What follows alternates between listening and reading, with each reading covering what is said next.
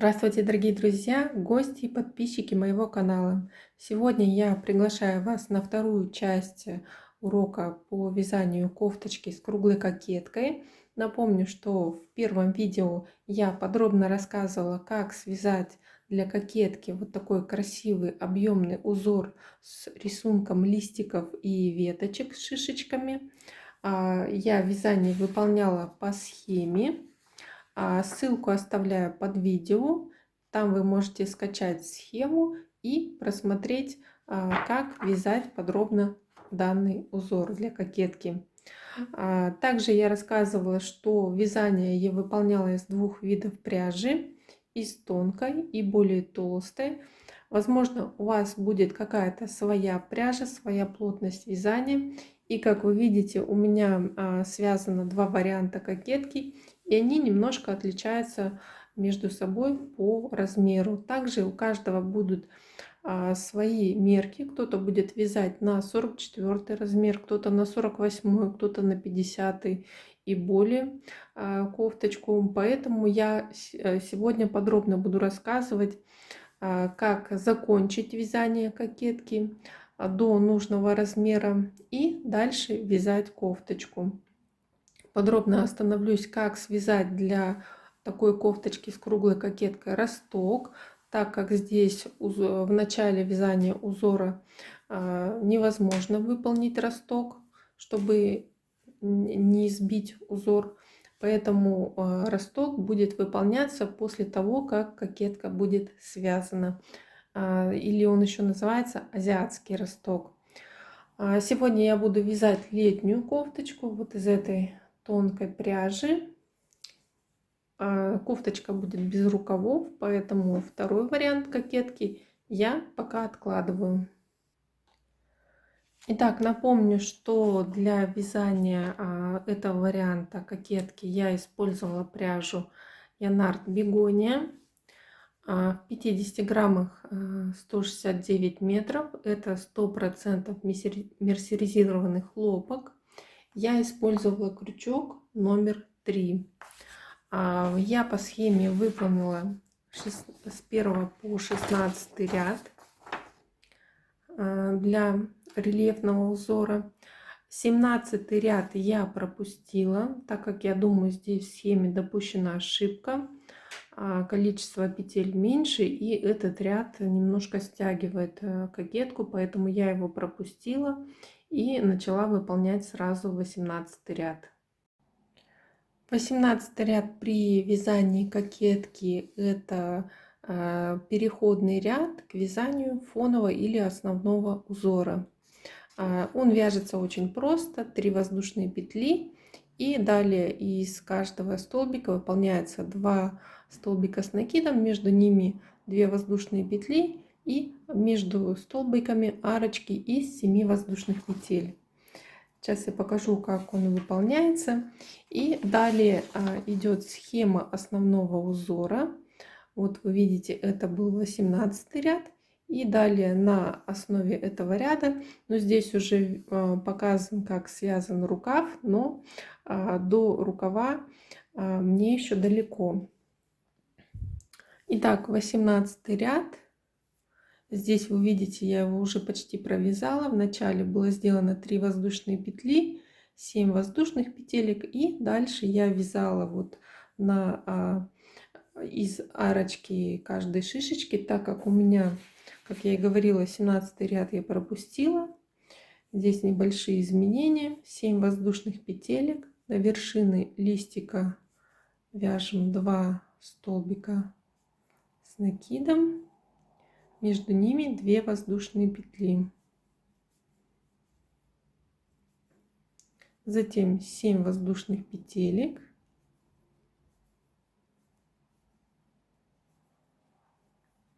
и теперь на веточках из арочек также 2 столбика, между ними 2 воздушные петли.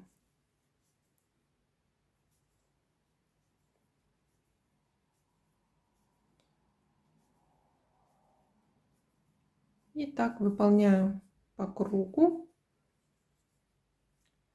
этот ряд, и после него уже начинается вязание как фонового или основного узора.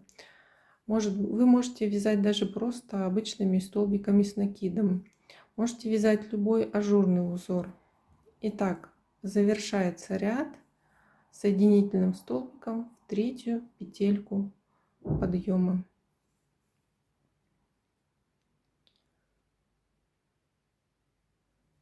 Итак, как я и говорила, после того, как связан рельефный узор, это еще не означает, что кокетка для кофточки полностью связана, и можно вязать уже основные детали кофточки. Это тело, туловище и рукава. Как вы видите, узор кокетки дальше разделяется. Я так разделила на равные части по 4 раппорта. Границы раппорта — это вершины листиков. Я поставила маркеры. И здесь, допустим, у меня передняя часть, по бокам рукава, и здесь спинка будет. Если измерить переднюю часть, то у меня здесь примерно ширина 34 сантиметра.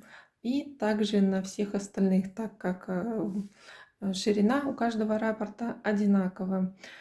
Конечно, мне недостаточно такой ширины, чтобы продолжить. Я вяжу кофточку на 48 размер. Мне нужно довязать свою кокетку до ширины 44 сантиметра. Также у моей кокетки недостаточно ее высота. Мне необходимо, чтобы от выреза горловины до проймы было 18 сантиметров.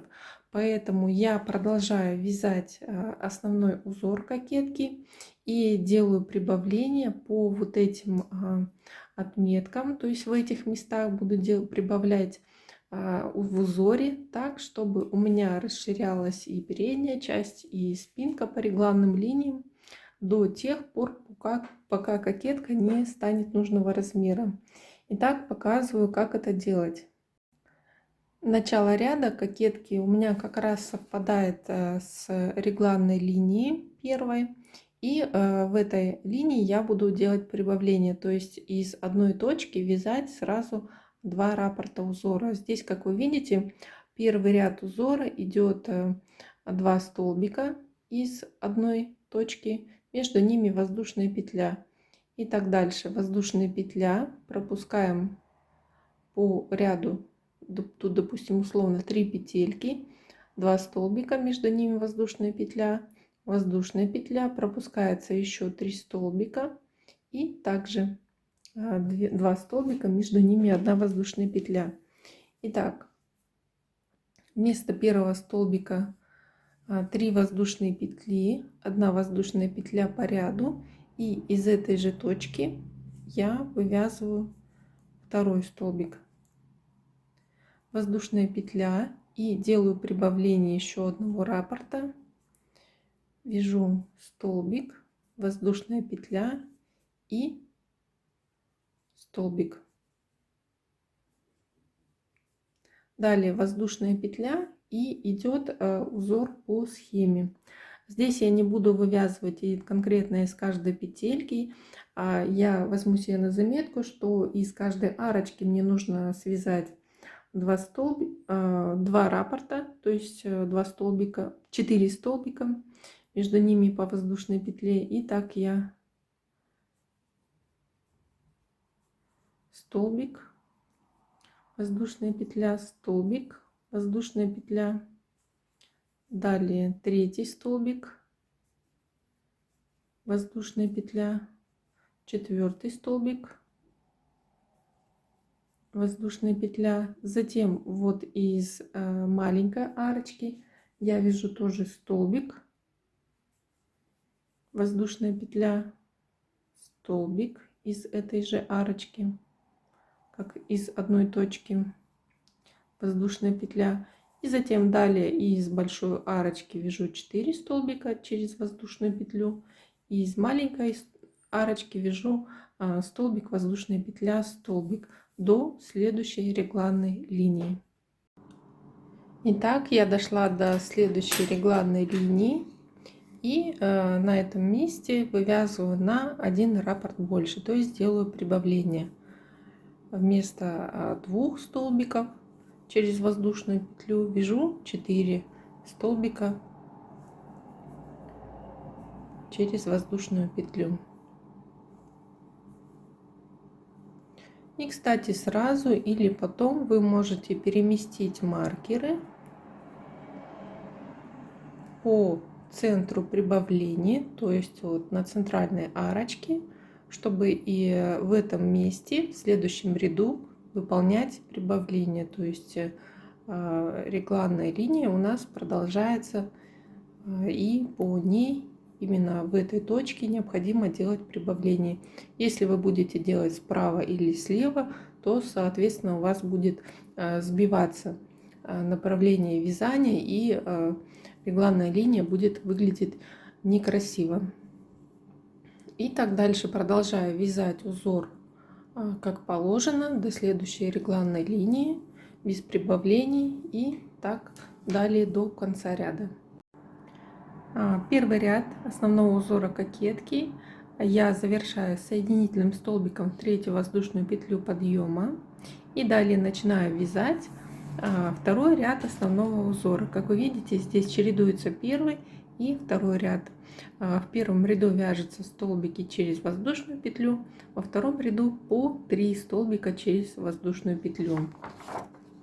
Начало и конец ряда у меня будут проходить по центру регланной линии, поэтому я провязываю до начала ряда соединительные столбики до вот этой центральной арочки, где мне необходимо делать прибавление для регланной линии. Провязываю, получается, 4 соединительных столбика, и вместо первого столбика с накидом делаю 3 воздушные петли подъема. Здесь из этой арочки буду вязать 2 раппорта узора. Первый раппорт состоит 3 воздушные петли, 2 столбика с одним накидом, воздушная петля, и из этой же арочки вяжу 3 воздушные петли,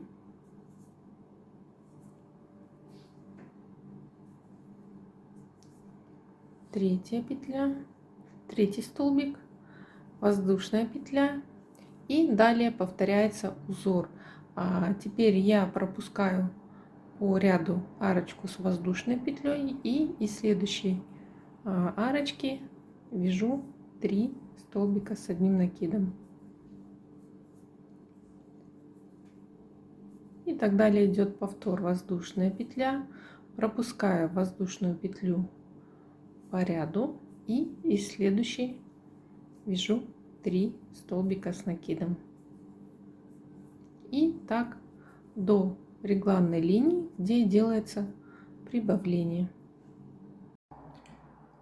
Итак, второй ряд основного узора кокетки я завершаю соединительным столбиком в третью петельку подъема. И так же, как в предыдущий раз, перехожу к регланной линии, вот к этой центральной арочке, соединительными столбиками для вязания следующего ряда. Так, 3 соединительных столбика. Далее делаю 3 воздушные петли подъема, четвертую петлю по ряду, и здесь я из этой арочки вяжу 4 раппорта узора. Первый раппорт у меня 4 воздушные петли и столбик с накидом, воздушная петля, и еще 2 столбика с накидом через одну воздушную петлю.